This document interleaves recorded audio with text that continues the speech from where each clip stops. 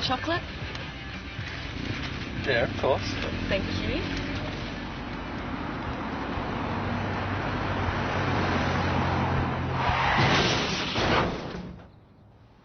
Do you have any idea what happens to you in a crash when you're not wearing a seatbelt, even at as little as 50 kilometres an hour?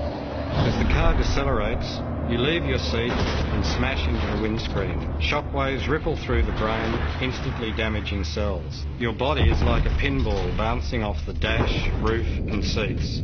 The forces fracture limbs and puncture your lungs. Then you're likely to collide with belted occupants, severely injuring them too. The result could be severe brain or spinal injuries from which you are unlikely to recover fully. Why would you ever get into a car without putting on a seatbelt?